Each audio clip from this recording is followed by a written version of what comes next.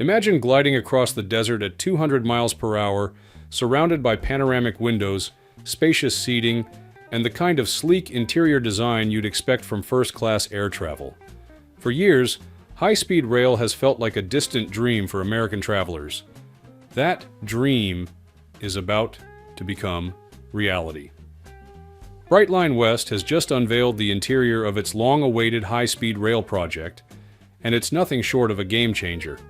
From ultra-modern aesthetics to thoughtful comfort, this is more than a train. So what's new in this design? With construction accelerating and public anticipation building, let's dive into the details of this revolutionary ride right now on Great Train Speed.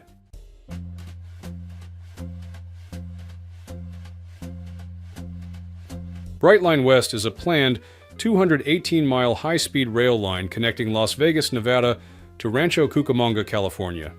Designed to reach speeds of 200 miles per hour, it will become the first true high-speed passenger rail system in the United States, reducing travel time to 2 hours and 10 minutes, compared to the current 33-hour and 40-minute drive. Most of the route will run within the I-15 median, a decision that reduces land use and simplifies construction. On the environmental front, the project is expected to reduce over 325,000 metric tons of CO2 emissions annually. The system will feature 4 stations: Las Vegas, Victor Valley, Hesperia, and Rancho Cucamonga, with the latter connecting directly to Metrolink, enabling easy access to Los Angeles. While final pricing is still under review, current planning documents estimate the average one-way fare to be $119, with premium class tickets at around $133. Built by Siemens Mobility beginning in 2026, the trains are projected to carry over 9 million passengers annually, offering a clean, fast, and sustainable alternative to driving, which still accounts for the vast majority of trips between Southern California and Las Vegas. The project will also generate more than 10,000 union jobs during construction. Sounds promising, right? And with a focus on serving that many passengers, it's clear the onboard amenities are expected to match the scale and comfort of the journey. So, what exactly is Brightline West planning? And what progress have they already made? We'll break it all down in the next section. But before we get there, if you find this informative, don't forget to hit that subscribe button. That way, you won't miss any updates from our channel as we continue to explore the ever-evolving world of trains.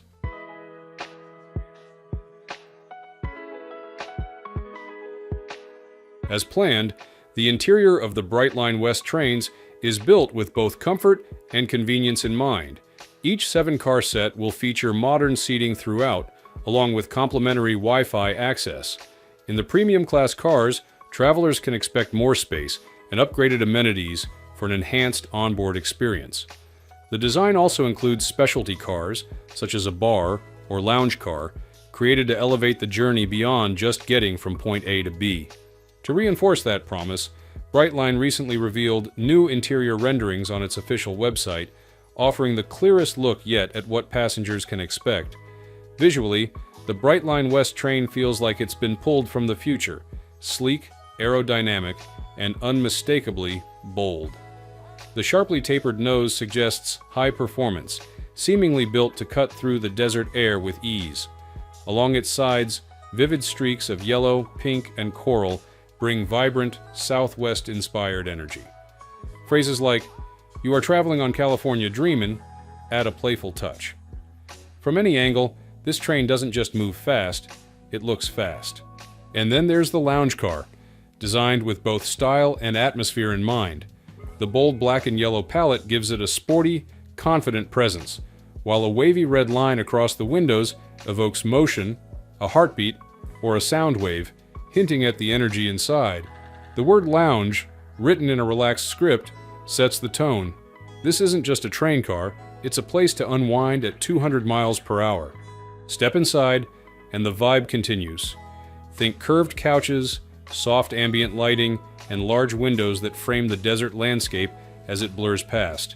The tables offer enough space for a drink, a snack, or just a moment to relax. And yes, there's a full bar. During the day, the space is light and breezy. At night, Blue lighting transforms it into something more atmospheric, almost like a lounge in motion. Then comes the party car, where the mood shifts to something even more elevated. This car is designed for good vibes and relaxed energy. Inside, you'll find pastel tones, plush textures, and an open layout that invites you to stay a while. Blush pink lounge chairs and mint green couches curve around marble-top tables, echoing the look and feel of an upscale cocktail lounge. At its center is a sleek bar, finished in clean lines and polished surfaces. More luxury resort than a rail car. There's even space to tuck away your bags, keeping the layout clean and walkable. In the daytime, natural light floods through the windows. After dark, warm, ambient lighting creates a cozy glow. Whether you're on the way to Vegas, relaxing with friends, or simply enjoying the view, this train isn't just about speed, it's about experience. But the vibe in the amenities car feels completely different from the regular passenger cars in the best way. With all these upgrades, it's clear that Brightline is going all in on meeting passenger expectations. Do you think these changes will be effective? Drop a 1 if you agree, or a 0 if you feel otherwise.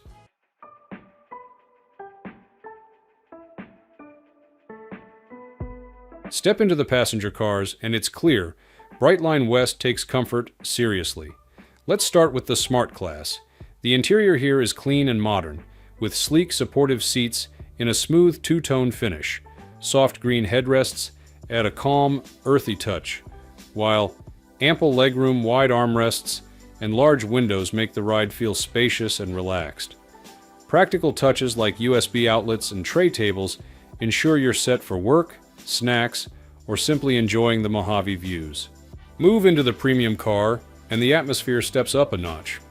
The seats feature a refined wave pattern stitch, paired with peach-toned headrests that offer a subtle pop of color. Legroom is even more generous, and the larger, sturdier tray tables make it easy to eat, work, or just stretch out.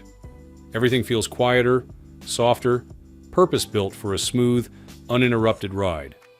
Brightline also released images of the station interiors, giving a closer look at the experience beyond the train itself. At the Las Vegas station, the design is sleek and spacious, modern glass facades, wide-open layouts, and large windows creating a bright, open feel. The atmosphere is airport-like in function, but without the stress, just clean lines, clear signage, and a layout built for ease. Over in Victor Valley, the tone shifts slightly. Lower profile architecture, desert-inspired materials, and a blend of warm tones help the station blend into its Mojave surroundings. With cactus in front, mountain views in the distance, and bright yellow trains cruising past, the setting feels calm and connected to the landscape. Step inside the station, and the mood changes again, a blend of airport lounge and desert resort. From the moment you walk in, it's noticeably different from a typical train stop. The space is open, quiet, and comfortable. A small, good-to-go shop offers last-minute snacks and essentials, while both smart and premium lounges provide plenty of seating, charging ports, and space to relax. The vibe? Desert tones, soft lighting, and cactus decor, all without the crowding. And yes, there are bars inside the stations. Actual bars. Whether you're grabbing a drink or waiting for a delay, the setup is designed to make time pass smoothly. From layout to lighting, everything is built to keep the experience stress-free and easy. Brightline West isn't just building a rail line, it's designing a journey, one that starts well before the train even moves. From the moment you step onto the platform, the experience is curated to feel seamless, modern, and elevated. Whether it's the architecture of the stations, the intuitive ticketing process, or the striking interior of the train itself, every detail is crafted to redefine what it means to travel in America.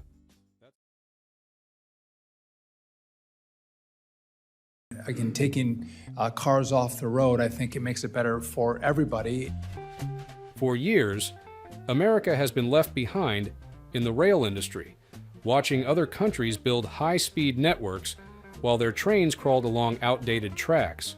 But now, Brightline's announcement of new rail lines and expanded services is shaking things up, promising to become the best way to travel between cities. Some people are excited, seeing this as a long overdue step toward modern, efficient transportation. Others are skeptical, questioning why the government is backing these rail projects when there are so many competing priorities. Is this the leap forward America's transit system needs, or just another costly gamble like California high-speed rail? Let's dig deeper to find out in today's episodes of Great Train Speed.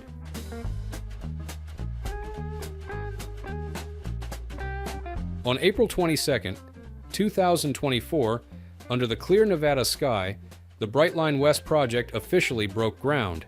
It was a moment years in the making, marked by the presence of various stakeholders, each taking a turn with the ceremonial shovel, symbolizing a rare moment of united commitment to the future of American rail. Brightline West is no ordinary rail project. It is a bold plan to build a 218-mile high-speed rail line connecting Las Vegas to Rancho Cucamonga, California, with sleek trains designed to reach speeds of up to 200 miles per hour. To simplify construction and minimize land impacts, the line will run primarily within the median of Interstate 15. 4 stations will anchor the route: a Las Vegas hub just south of the Strip, Victor Valley and Apple Valley, a stop in Hesperia for local commuters, and Rancho Cucamonga, where passengers will connect seamlessly to Metrolink for travel into Los Angeles. The trains, to be manufactured by Siemens Mobility starting in 2026, are expected to offer fares ranging from $119 to $133 one way, balancing affordability with the promise of speed and comfort. Inside these trains, passengers will find modern comforts that echo the ambitions of the project. Free Wi-Fi, comfortable seating, and premium class cars with bar and lounge areas will transform the journey into a pleasant, efficient alternative to the congestion of I-15. The vision is clear: to reduce the trip between Southern California and Las Vegas from nearly 4 hours by car to just 2 hours and 10 minutes by train. In doing so, Brightline West aims to provide a cleaner, faster, and more reliable travel option for the 50 million trips made along this corridor each year, with the capacity to serve over 9 million passengers annually. The timing is no coincidence. The project is targeted for completion before the 2028 Summer Olympics, positioning itself as a symbol of American innovation during a moment of global attention. Backed by an estimated $12 billion investment, the financial momentum behind Brightline West is as strong as its engineering ambitions. A recent $2.5 billion bond sale from California and Nevada was oversubscribed by $1 billion, reflecting strong investor confidence. Combined with $3 billion in federal grants and ongoing efforts to secure an additional $6 billion in construction loans, the project is on a stable financial track, giving officials the confidence to push forward with what they see as a transformative step for American rail. For Brightline West, the groundbreaking was not just a ceremony. It was the start of a new chapter in America's rail story, one that hopes to trade gridlock and emissions for speed, comfort, and a vision of a modern, connected future. So, what are people thinking about this train? Let's find out in the next part, but before we dive in, make sure to hit the subscribe button so you won't miss any updates from the world of trains on our channel.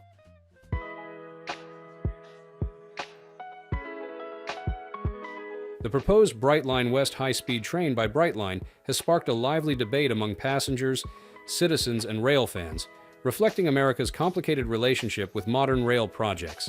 Supporters view it as a long-overdue leap toward cleaner, faster, and more efficient travel, arguing that even if it only reduces pollution, it is already worth the investment. They believe high-speed rail could finally help the U.S. catch up with the rest of the world in transportation infrastructure, moving people quickly between cities without the hassles of airport security lines or highway traffic jams. However, many remain deeply skeptical.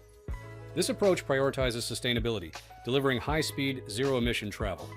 Questioning how a project announced to open in 2028 still shows no signs of heavy equipment or crews on site. Critics argue that these rail lines often fail to deliver the congestion relief and pollution reductions promised, and delays have eroded public trust. The high ticket prices, like $133 one-way premium fares, also raise concerns, with some passengers calculating that carpooling with friends or even flying may be cheaper and just as fast when considering boarding and travel logistics. Frustration grows when Americans compare this project to what other nations have achieved. One traveler shared how Laos, despite being one of Southeast Asia's poorest countries, built a high-speed rail line over mountainous terrain in less than a decade, a feat that feels impossible under America's slow and bureaucratic processes. There's a sense of disappointment that the U.S., once a global leader in infrastructure, now struggles to build a single high-speed rail line, while countries like China complete these projects in a fraction of the time. Yet, amid the doubt, there remains cautious optimism that this project could be a turning point for American transportation if it overcomes the hurdles of cost, government, and delays. Many hope that, when completed, it will provide a viable alternative to flying short distances or enduring long, traffic-filled drives, proving that high-speed rail can thrive in the U.S. This project's journey highlights a bigger question many Americans are asking. Can the country finally embrace the future of high-speed rail travel, or will it remain stuck in traffic while the rest of the world speeds ahead? Do you think Brightline West can change travel across the region? Comment 1 if you agree, and 0 if you don't.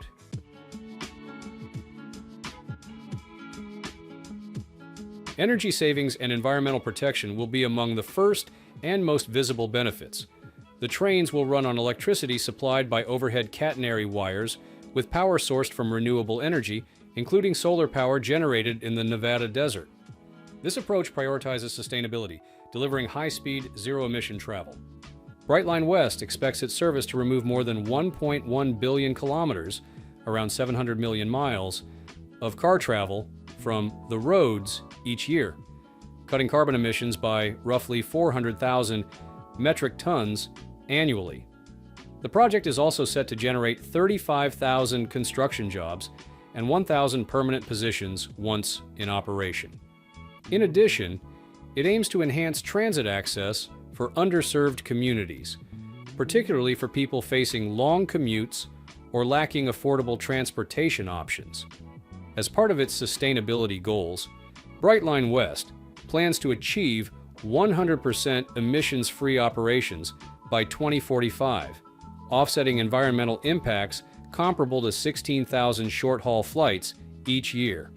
As with any megaproject, challenges are inevitable. Last month, the Transportation Department warned the California High-Speed Rail Authority that it could pull federal funding due to continued delays and cost overruns. A department report noted that the authority has missed key deadlines and still faces a $7 billion funding gap. Acting Federal Railroad Administrator Drew Feely has given the authority 30 days to submit an action plan addressing concerns over its responsible use of federal funds. If the issues are not resolved, the administration may revoke 2 federal grants totaling roughly $4 billion. Funding debates surrounding the high-speed rail project have often become partisan, making it difficult to secure additional resources. Representative Kevin Kiley told reporters it's important to make clear that this isn't about waiting out one administration or another. This project is not a good use of taxpayer dollars at any level and should be halted immediately. Hopefully, this will mark the beginning of the end for high-speed rail, so taxpayer dollars can be spent where they're truly needed and will make a real difference.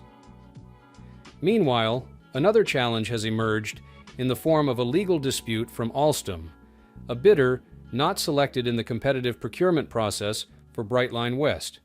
After an extensive evaluation, Brightline West chose Siemens to supply 186-mile-per-hour train sets by 2028, citing its superior technology, delivery schedule, and readiness to support the Los Angeles Olympics. Alstom's lawsuit challenges the Federal Railroad Administration's Buy America waivers granted to Siemens, despite Alstom also requiring similar waivers for its proposal. Alstom's proposed trains were based on modified equipment designed for the older, constrained Northeast Corridor rather than the purpose-built, fully accessible high-speed infrastructure planned for Brightline West. This legal action threatens to delay progress on a transformative transportation project that aims to launch the high-speed rail industry in the United States. While Brightline West continues to build momentum, navigating regulatory and legal hurdles like these remains a core challenge on the path to reshaping American mobility. But, with all its promising details for the future, Brightline West shows what American high-speed rail can achieve, like delivering cleaner, faster travel while reducing emissions and easing congestion. Yet, challenges remain, from funding hurdles to legal disputes, testing whether the U.S. is truly ready to embrace modern rail or will remain stuck in the past. Will this project redefine how America travels, or will it become just another missed opportunity? Only time will tell. California's high-speed rail was sold as a revolution. A 3-hour ride between Los Angeles and San Francisco, replacing crowded highways and short-haul flights with clean, rapid trains. But the journey has been anything but smooth. Cost overruns, lawsuits, and years of delays have turned optimism into doubt. Just when many thought they'd heard it all, a new announcement dropped, one that's already dividing opinion. Supporters call it progress, a sign that the project is regaining momentum. Critics see it as reckless, a move that could deepen the project's troubles. What exactly just changed, and why does it matter so much? On today's episode of Great Train Speed, we'll cut through the noise and reveal what this means for California's rail future.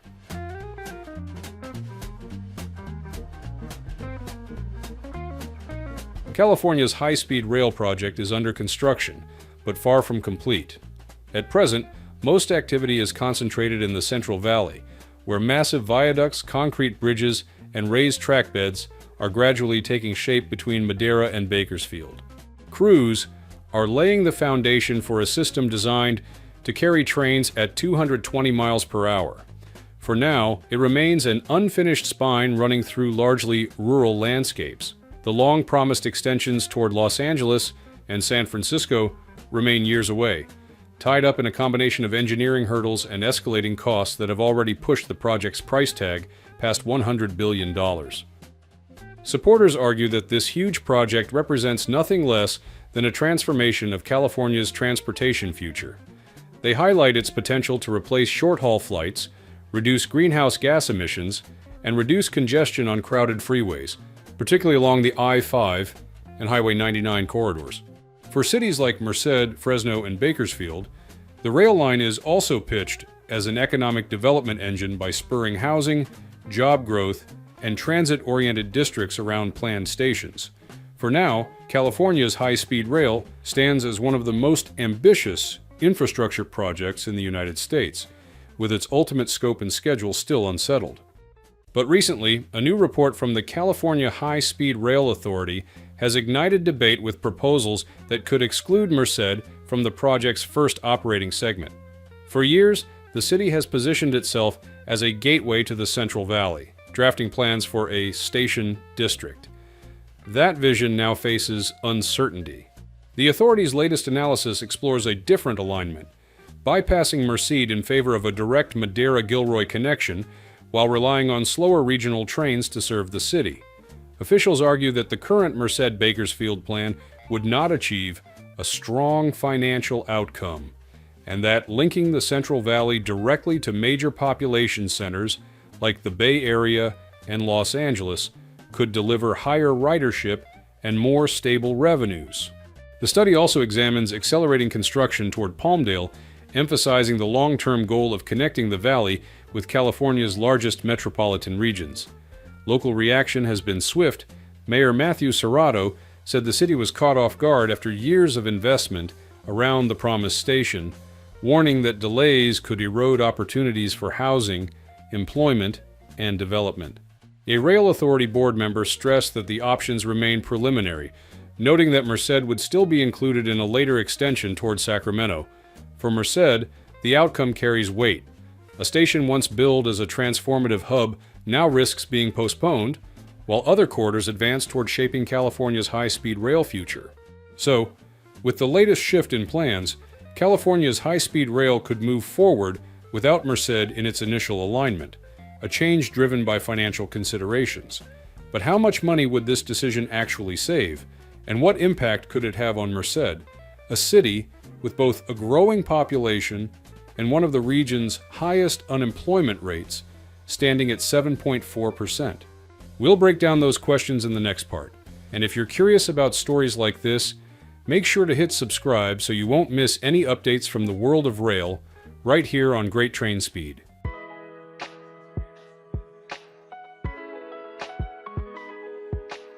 California's high-speed rail project faces another pivotal decision, and Merced may be the one left waiting.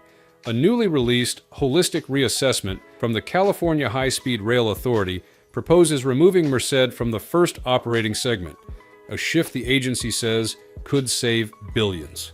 The original plan envisioned trains running from Bakersfield north to Merced, forming the backbone of the Central Valley corridor promised for more than a decade. The new analysis instead points westward, extending service from Bakersfield to Gilroy, where trains could connect directly with Caltrain's electrified line into the San Francisco Peninsula. The financial case is clear on paper. The Merced-Bakersfield segment carries a projected cost of $36.75 billion, with $8.59 billion still unfunded. Even after completion, forecasts show a $3.8 billion operating loss over 40 years, driven by lower ridership between the two Central Valley cities. By contrast, the Bakersfield-Gilroy option is projected to generate an operating surplus, leveraging the Bay Area's denser population and commuter demand. Across 4 scenarios outlined in the reassessment, most show stronger returns than the Merced alignment. But Merced's stake extends far beyond financial models. City leaders have long envisioned a downtown station as the anchor for redevelopment, housing, retail, and transit-oriented businesses clustered around a Central Valley hub that links directly to California's largest metropolitan regions. That vision promised nearly $66 billion in economic output and an estimated 284,000 job years, spanning construction, engineering, and supply chains across the state. But now, without being included in the route, the workers will be classified as unemployed, affecting the economy of the region. Environmental gains also weigh heavily.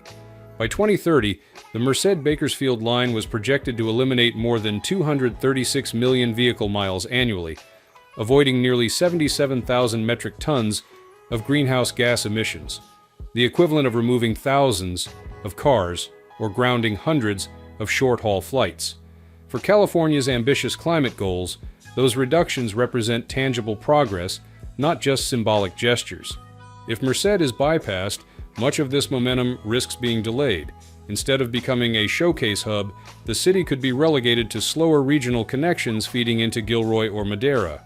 Supporters warn that such a shift would undercut years of local planning and weaken the project's ability to deliver equitable growth across the Central Valley, a region already sensitive to being overlooked in statewide investment. The reassessment frames a stark choice: pursue immediate savings by reorienting toward Gilroy, or honor the original vision that placed Merced at the center of California's first high-speed line.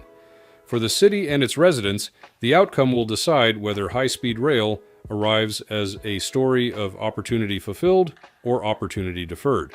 So, what does all this mean for the people who will be most affected? How should citizens respond to these changes? We'd love to hear your take.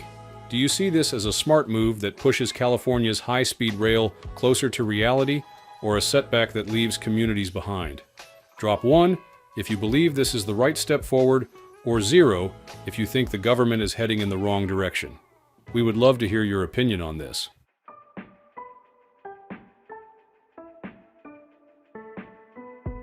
Public reaction to the latest high-speed rail proposals is sharply divided, reflecting both frustration and cautious support. For some, the idea of skipping Merced feels like yet another failure in a project already marked by delays and missteps. They argue that public transit should never be judged by profit alone.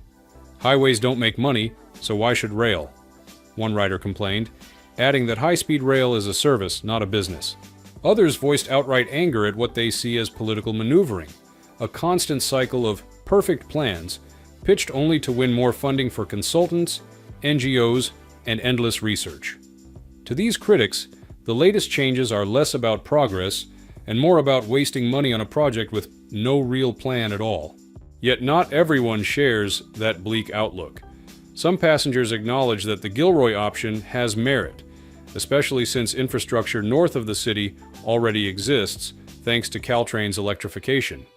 In that sense, linking Bakersfield to Gilroy could deliver faster, statewide benefits by tying directly into the Bay Area.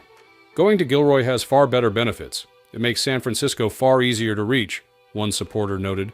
Others added that prioritizing Gilroy and Palmdale is a logical step, as both already serve as gateways to larger networks. While it may still fall short of the promised 2 hours and 20 minutes from San Francisco to Los Angeles, they argue, it would still be a dramatic improvement over current Amtrak offerings. And then there are the more pragmatic voices. Instead of worrying about which city gets a station first, some suggest simply investing in electric buses to feed passengers into whichever hub is built. For them, the bigger priority is to get a functioning high-speed rail system up and running, no matter which route comes first. California's high-speed rail is at a turning point. Skipping Merced might save money and speed up connections to the Bay Area, but it also risks breaking promises and slowing growth in the Central Valley. The decision will show whether this project is about a quick fix or building a rail system that serves all of California.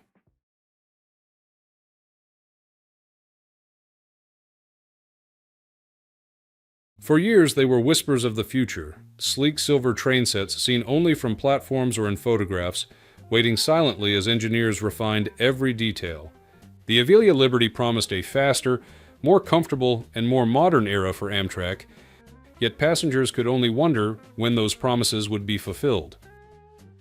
The long-anticipated launch is here, and the new trains are officially entering service on the Northeast Corridor. It's a milestone not just for Amtrak, but for American rail itself. Join us in today's episode of Great Train Speed as we dive into what this moment represents.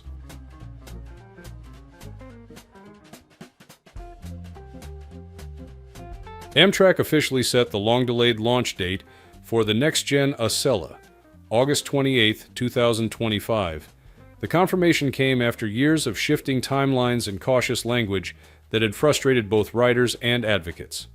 The journey to this point was far from smooth. After more than 4 years of setbacks, Amtrak finally reached operational readiness. On launch day, the first 5 Acela Liberty train sets entered revenue service.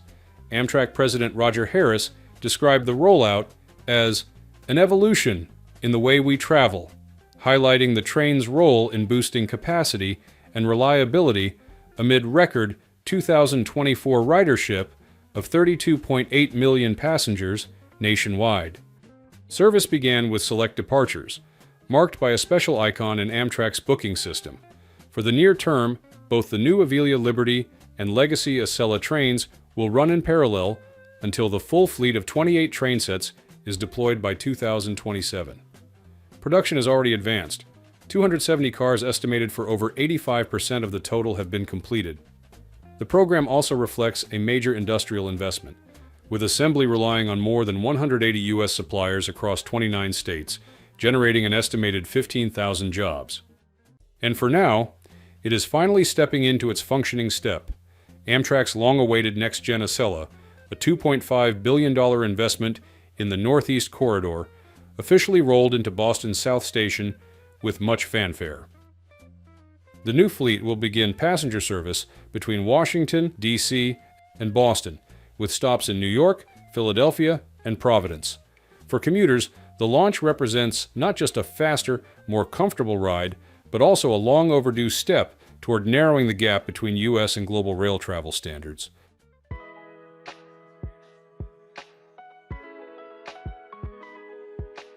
Since its debut just over a week ago, the NextGen Acela has drawn a wide spectrum of reactions across social media and rail forums. Positive impressions focus on the train's modern aesthetics and onboard improvements. Passengers highlight brighter interiors, large windows with better views, ergonomic seats equipped with winged headrests, and fold-down tray tables designed for laptops. First and business class riders note the increased sense of privacy, while many have praised the quieter ride and smoother feel at high speeds. One passenger even described the trip between New York and Washington, D.C. as a luxurious and scenic way to travel. Criticism has been sharp in certain areas. Seat comfort is the most frequent complaint, with some passengers describing the cushioning as insufficient and the recline mechanism, sliding the seat base forward without adjusting the backrest, as awkward. Technical glitches also appeared during launch week, including main circuit faults and pantograph bouncing that briefly cut power. Reports of broken windows on some cars and the unusual presence of windowless seats in first class added to the list of early concerns. Amtrak has already begun field modifications to address these issues, and so far, no widespread disruptions have been reported. Broader frustrations extend beyond the train itself. Many riders point out that the Northeast Corridor's infrastructure, with sharp curves, single-track bottlenecks, century-old catenary, and congested commuter segments, limits the ability of the new fleet to fully deliver on its high-speed promise.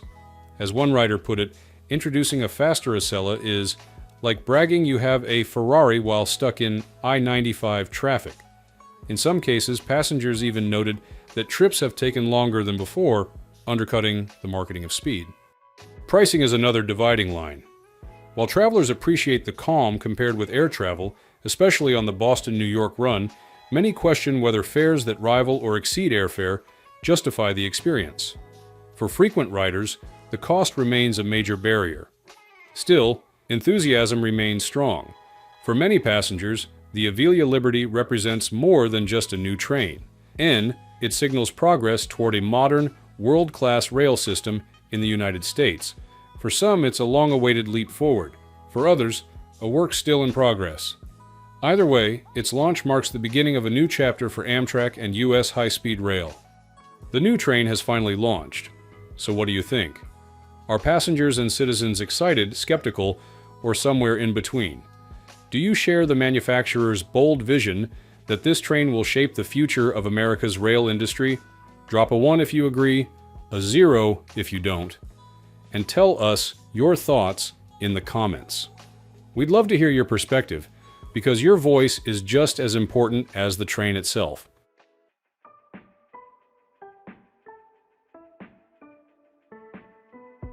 Step on board and the changes are immediately visible.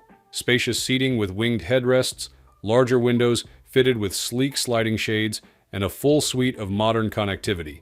5G Wi-Fi, USB ports, and power outlets at every seat. Built with both business and leisure travelers in mind, the train makes it possible to stay connected and productive throughout the journey. Amtrak plans to introduce 28 new 9-car train sets over the next 2 years on the Northeast Corridor, linking Boston, New York, Philadelphia, and Washington, D.C. This rollout is more than a fleet replacement. It is an investment in creating a consistent, high-speed rail experience for American passengers on one of the busiest rail corridors in the world. Technically, the Acela Liberty reflects engineering choices tailored to the strengths and constraints of the Northeast Corridor.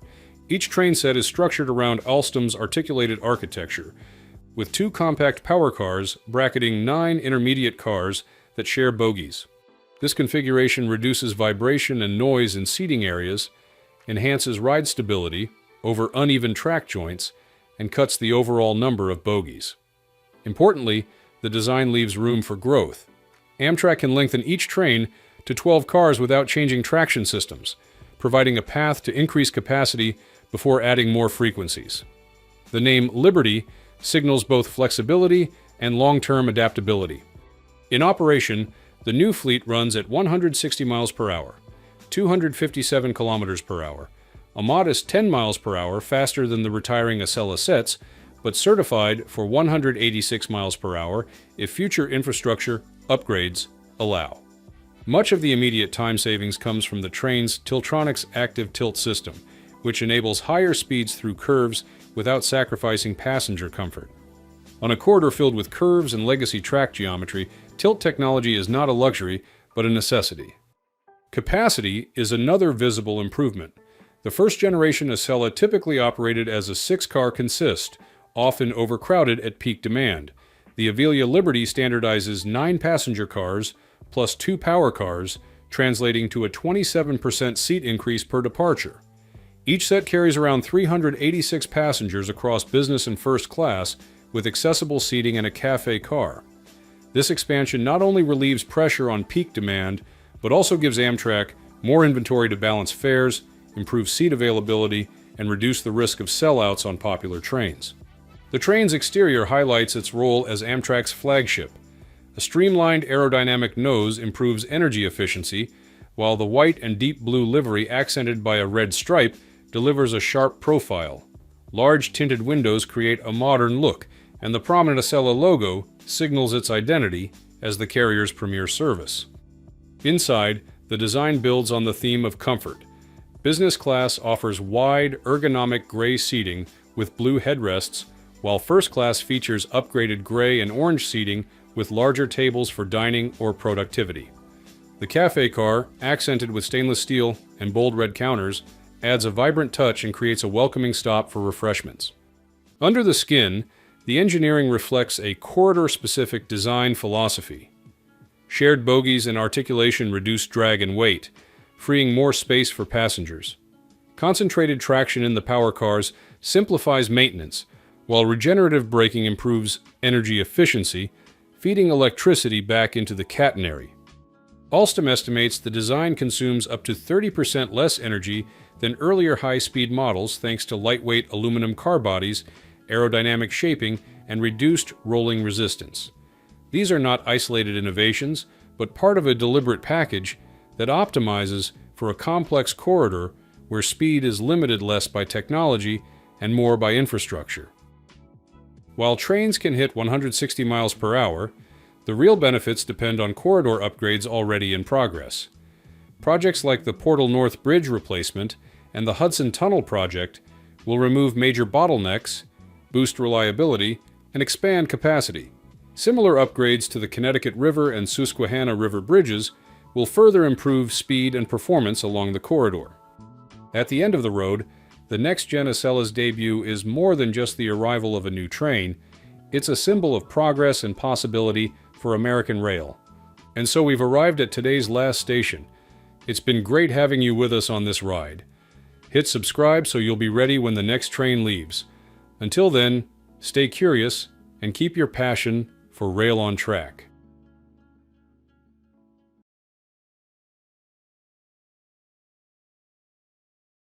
The Acela is officially the fastest train in all of North and South America, hitting up to 150 miles per hour on some parts of its route. For a lot of Americans, it's a small taste of what high-speed rail could be in a country where we mostly rely on cars and planes to get around. And let's be honest, many people here would love to have trains that can keep up with Japan's bullet trains or the high-speed lines in Europe and China. Just to feel proud and say, yeah, we've got that too. But is the Acela the only high-speed option they have, or are there other trains out there ready to give Americans a faster, smoother way to travel? Let's find out in today's episode of Great Train Speed. The Amtrak Northeast Regional, running between Washington, D.C. and Boston along the busy Northeast Corridor, is one of America's fastest and most reliable intercity trains, reaching up to 125 miles per hour with its Siemens ACS 64 electric locomotives, especially on the straight stretches near Baltimore, Philadelphia, and Rhode Island.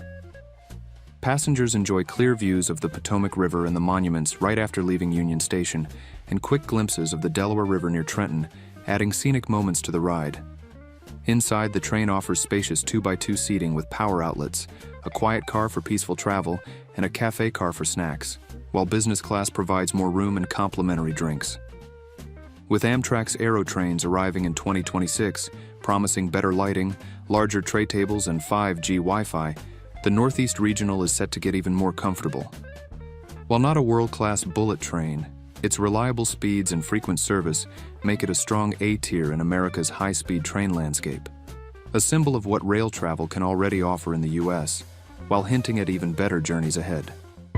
The MARC commuter rail, operated by the Maryland Transit Administration, plays a crucial role in connecting Washington, D.C., Baltimore, and surrounding areas with its Penn, Camden, and Brunswick lines, with the Penn line standing out as the fastest, reaching up to 125 miles per hour.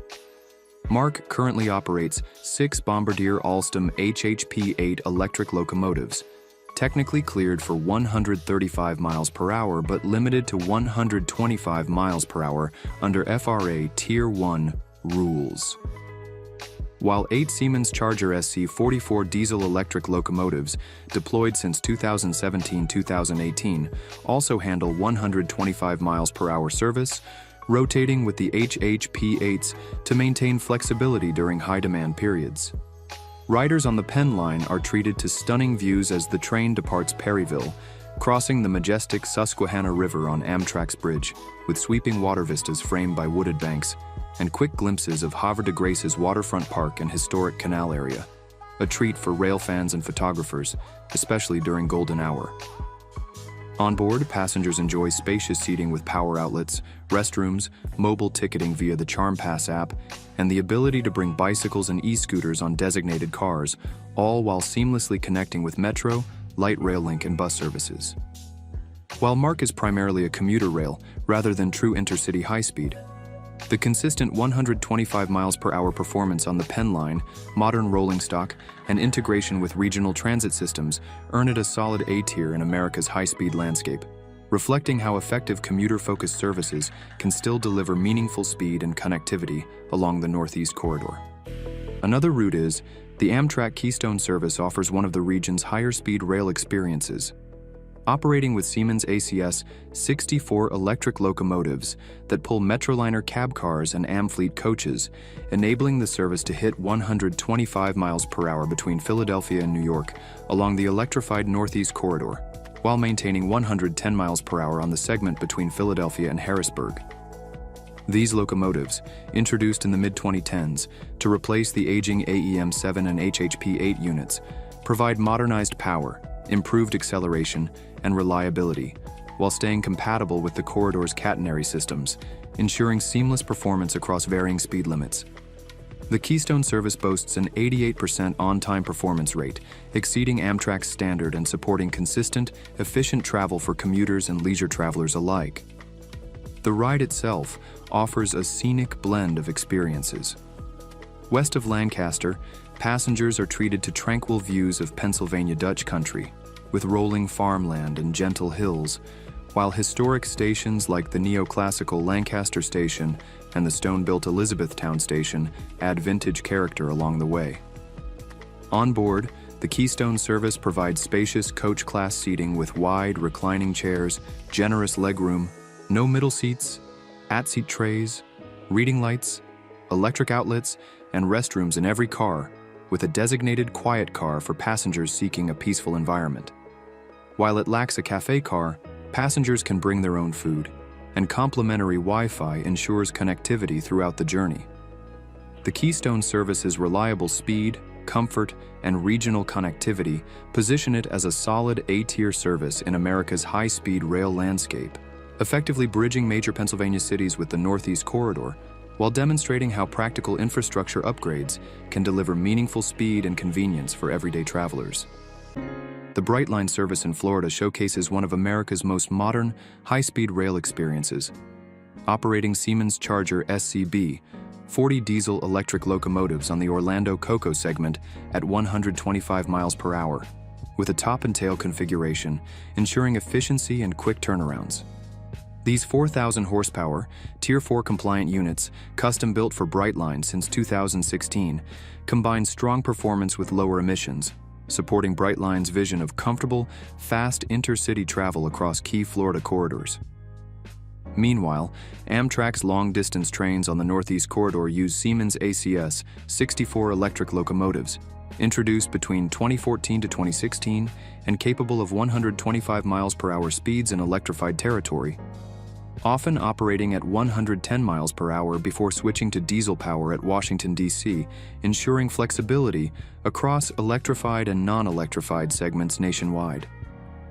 On board the Brightline, passengers enjoy a smooth ride that feels distinctively Floridian, with the train gliding above Wynwood's colorful graffiti walls before revealing sweeping views of downtown Miami, Biscayne Bay, and palm-framed skyscrapers.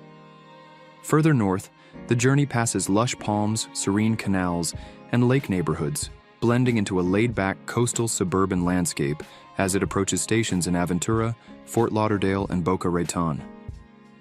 Brightline offers smart class with business-style seating, free Wi-Fi, and power outlets, while premium class adds spacious leather seats, complimentary snacks and drinks, and lounge access, alongside high-speed Wi-Fi, USB outlets, and ADA accessibility for a truly modern travel experience.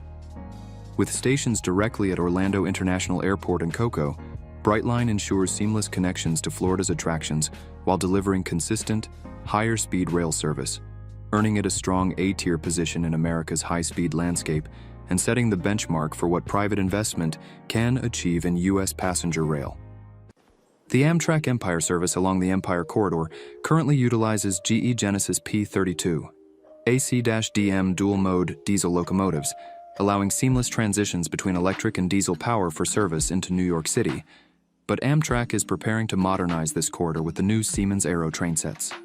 These will pair Siemens Charger locomotives with Siemens Venture coaches and an auxiliary power vehicle, APV, containing batteries, eliminating the need for third rail propulsion in the NYC area while maintaining operational flexibility across the corridor. The prototype is expected to begin testing in 2025 with full fleet delivery by 2030, signaling a major upgrade for the Empire service, Maple Leaf, Ethan Allen, and Adirondack routes. Travelers on the Empire Corridor between Poughkeepsie and Schenectady enjoy one of the most scenic rail journeys in the U.S. Departing Poughkeepsie, the train crosses the Hudson River with sweeping views of the Mid-Hudson and walkway over the Hudson Bridges, the River Valley, and the Catskill foothills below. As the train heads northwest, the Hudson River meanders alongside, offering vistas of rolling hills, dense forests, and farm fields along this historic, water-level route. On board, passengers benefit from complimentary Wi-Fi, power outlets, and restrooms, while business class provides extra legroom, leather seating, footrests, and complimentary drinks, making the ride comfortable and productive. Although cafe service is available on select trains, passengers can also bring their own food and drinks, adding to the route's flexibility and ease. With its combination of reliable service, comfort, and the promise of a major technological upgrade through the Aero fleet, the Empire service sits confidently in B-tier within America's high-speed landscape, offering consistent service at speeds up to 110 miles per hour while delivering one of the most beautiful train rides in the Northeast. What do you think? Are these trains fast enough, or should we be going even faster? Drop your thoughts in the comments below. We love hearing from you. And hey, if you enjoyed this topic, hit that subscribe button so you won't miss out on more train stories and the latest updates from around the rail world. Thanks for riding along with us. The Amtrak Lincoln service in Illinois operates with Siemens SC44 Charger locomotives, introduced in 2017 and certified for 110 miles per hour service, aligning perfectly with the upgraded track speeds along the Joliet-Alton corridor. Following significant investments in high-speed track improvements and PTC implementation, the corridor reached full 110 miles per hour operations in May-June 2023, marking a notable step forward for Midwest Rail. While the Lincoln service has an on-time performance of 67%, reflecting ongoing challenges with freight congestion and shared track priorities, it remains a valuable higher-speed option in the region. Departing from the modern Joliet Gateway Center, passengers pass the historic Beaux-Arts-Joliet Union Station before moving through glimpses of Chicago's outer suburbs, with industrial backdrops and suburban sprawl framed through the windows. As the train heads southwest, the scenery opens into the vast, flat expanses of rural Illinois, where cornfields, prairie skies, and occasional woodlots create a classic Midwestern backdrop. On board, the Lincoln service offers coach and business class seating, with business class providing additional space and complimentary non-alcoholic drinks. Passengers benefit from complimentary Wi-Fi, power outlets at each seat, and a cafe car serving snacks and light meals, supporting a productive and comfortable journey over its 213-mile, approximately 3-hour, 17-minute runtime. with modern stations at both Joliet Gateway Center and Alton Regional Multimodal Transportation Center. The Lincoln service ensures convenient connections and ease of use for travelers. While it lacks the sustained high speeds of global bullet trains, the Lincoln service's 110-mile-per-hour operation and comfort position it as a B-tier service in America's high-speed train landscape, demonstrating how corridor-focused upgrades can deliver meaningful speed improvements in the Midwest while providing a reliable alternative to driving along this key Illinois route.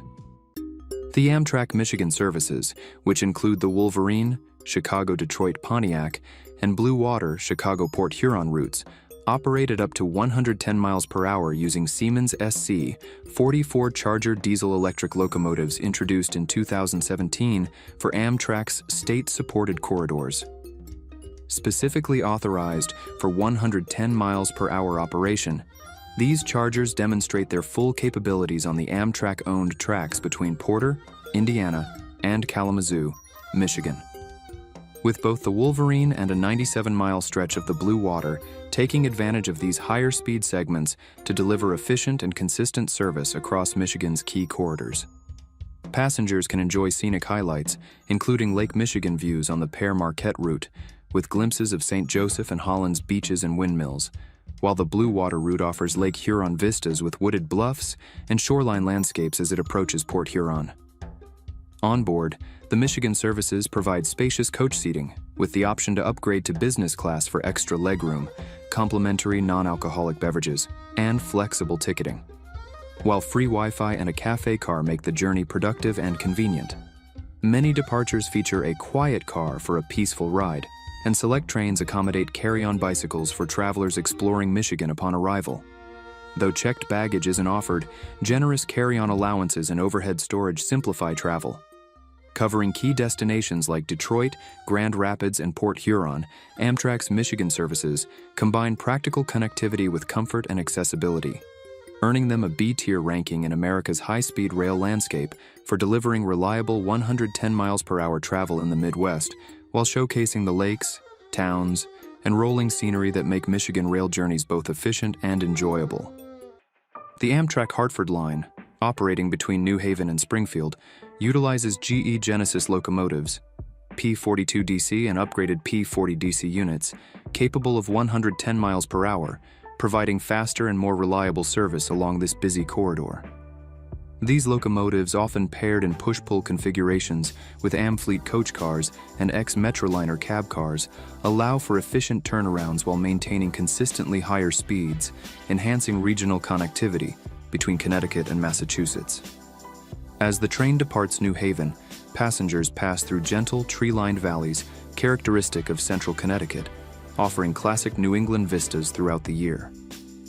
North of Hartford, the train crosses the Connecticut River on historic bridges like Warehouse Point and the soaring single-track bridge between Enfield and Suffield, providing sweeping river valley panoramas, especially beautiful during early morning light or when ice drifts downstream in winter.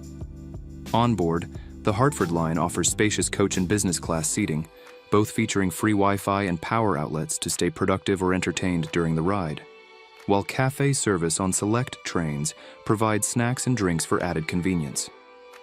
Passengers benefit from onboard restrooms, carry-on bicycle accommodations, and small pet options with reservations, making the service flexible for varied travel needs.